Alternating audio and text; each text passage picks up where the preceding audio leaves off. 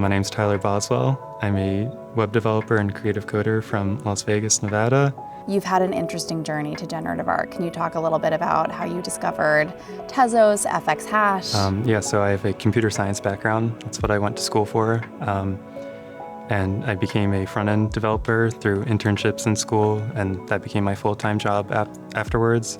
Last year, I was kind of bored, looking for something new to do, and found this creative coding course online and watched a bunch of those videos, kind of thought it was interesting.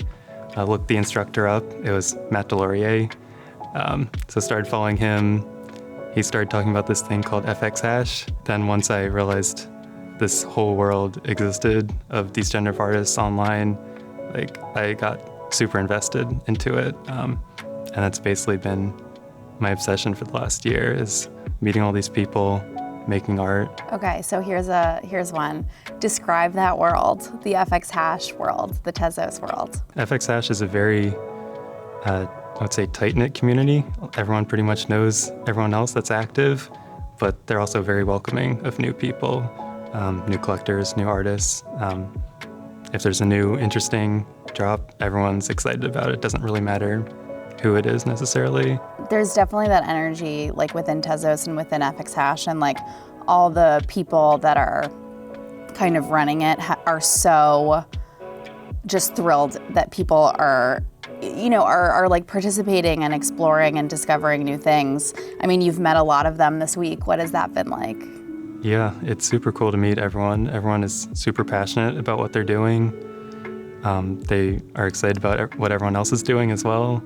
And it feels like the financial part of it is a secondary part. It's not the main focus of everyone, which I really enjoy. Because it exists in this crypto world, but everyone is just here for the art mainly, and I think that's exciting. Yeah, I'm actually really curious about that from the artist perspective, because you've met so many people who own your work. You meet people who kind of know the tech side of things really well. So what are those conversations like as you're meeting people at Art Basel and having conversations about, the exhibition, about your work, about your latest collection? What kind of things are you guys drawn to talking about in the FX Hash world right now? I think a lot of collectors are very curious about what the process is like making generative art, because it's very different from other forms of art, because you're not just working on a single piece for a day, a week, a month. You're working on this algorithm that eventually turns into something. So it's fun to sort of explain my process to those people and kind of give them a glimpse of what it's like working on a project. If you were to describe what it looks like when you're coding your pieces to somebody who couldn't see, how would you describe the setup? What's on the screen? What are you tweaking? What is that like? So when I'm working, I've got my code on one side, an output on the other side, and then every time I'm saving my code or making a change, I'm getting a new image to see. So I'm kind of going back and forth between the two, making some changes, seeing what that looks like, refreshing a few times to see if I like that change or not, and then kind of going back and forth. So it's kind of like a little dialogue between my work and the outputs. So does Command Z exist in? It does, yeah. Good. Yeah, I find myself undoing a lot of work sometimes. Yeah. Sometimes I'll have an idea, go off on a little tangent. Sometimes that works, but often I'm just going right back to where I started. But that's what I love about it, is that I can make mistakes. Whereas with traditional drawing and painting, you're kind of stuck with whatever you did. For sure. So talk a little bit about what you're exploring with your work, because you come from this computer programming background and now you're kind of thrust into this art world. What kind of stuff are you attracted to? What are you exploring with your collections? It's tough, yeah. I am really interested in kind of not necessarily recreating traditional art pieces, but kind of stealing some ideas from the traditional art world, but also doing things that you could only do with digital art. So for my last piece, September, which is sort of a watercolory looking thing, it's obviously digital, but it does have these traditional watercolor kind of ideas behind it. So I think it's kind of fun to do ideas that could only work digitally, but using real art as kind of a background. It definitely feels like a medium in that it's this references that I also see that with like how you label some of your features. You're like, oh, well, that references a traditional art methodology of some kind. Tell us a little bit about, your experience at Art Basel. You've met a bunch of people for the first time, potentially. Tell us about meeting collectors and people who own your work. What are you guys talking about when you meet? Yeah, it's super cool to meet collectors because these are names that I've seen for months or almost a year now. It's kind of a weird feeling, these people that know me well and I know their username, but it's really cool to meet them and like know their background as well, what got them into NFTs and art and collecting, if they have an art background themselves. I just love meeting the people behind the screen names here. So, we're at Art Basel and like, the stage is kind of this, it's Miami, it's experimental, but it's also very much so the traditional art world. What do you think reception has been like? Have you talked to many people who are from that world and just really curious about what you're doing? What are they asking you? What are you talking about with them?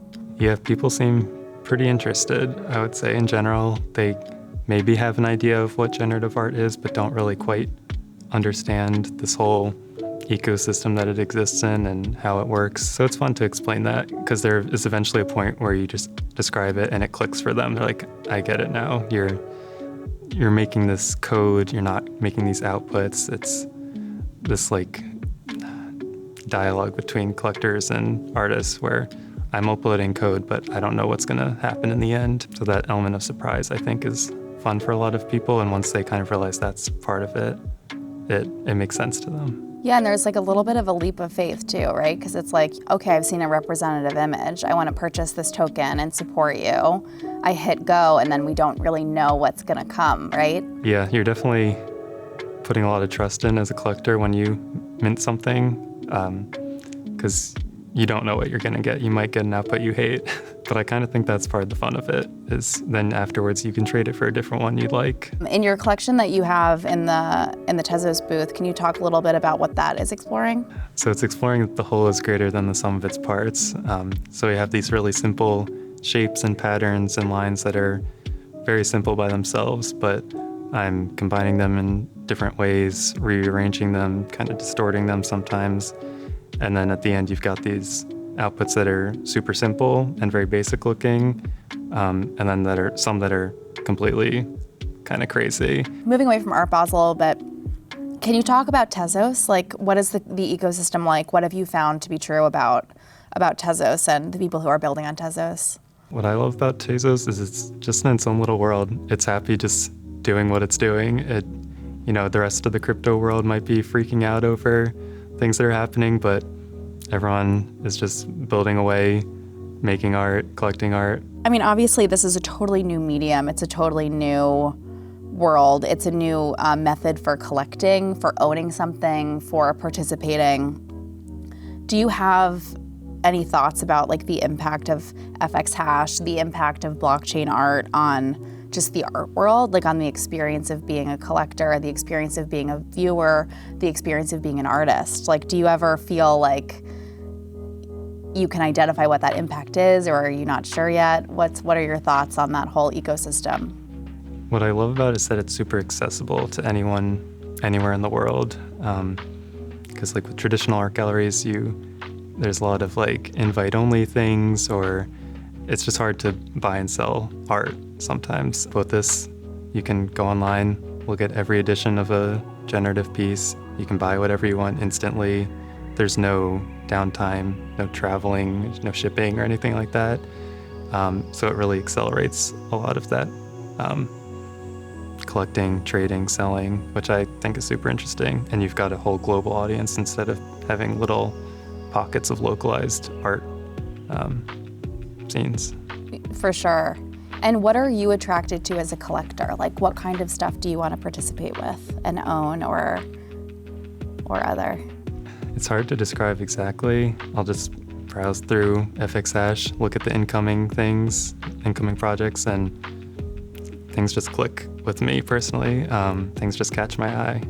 Yeah, I think that's what we're finding here. We have the presence of the rarity score at the booth, and I think that people are still looking at it being like, well, I like that one better. Is that kind of like the life cycle of your collection? You know, the like what draws conversation and chatter? You know, why do you think those pieces stand out? Is it just like gut? Yeah, I think everyone kind of has their own preference of what they like. Like with my project, I'm sure there are some people that like the super simple ones and only want to collect those. And then you'll have some people that only want the really crazy colored ones that are very chaotic. So I think everyone just has their preference, and that's one great thing about generative art. I don't have to have one output that has to please everyone. I can have a lot of variety that anyone can at least like one output. So you're kind of like you're not kind of, you are like a developer-minded kind of, person. What do you want to see more of from FX Hash and from like this whole generative world? Do you have, some functionality or some future state that you would be really curious to play around with? I'm super excited about the FX params stuff that's coming up. I think it'll be a totally new way of thinking about how to make a project and also how to collect a project. So on both the artist and collector side, it's going to be a big change, and it'll be interesting to see what happens from that. Can you describe what that new functionality is? I've heard of it, but describe it for somebody who doesn't have any idea. Yeah, so FX params will let artists give a list of parameters that, when minted, a collector can choose different values. So the color palette they like, sliders for numbers, things like that. So they can kind of cater their output to their preferences. They won't know exactly what they're getting still, but they can kind of get an idea of what features they're controlling and what output they might get. That's so crazy. Do you anticipate like any criticism of that, or do you think that most of the FX Hash community is really excited about it? I think most people are excited. I think there are some people that still will view normal randomness like we have now as the correct way of doing it, but I think it's always good to have options. No one's forcing anyone to do it this new way, but I think it'll be fun for people to experiment and kind of see what comes out of it. So here's kind of a big question. Feel free to take a moment to think about it, but what is blockchain in one word? Independence. Kind of do whatever you want to do. There's nothing tying you down to any specific thing you need to do. You're kind of just free to do what you want.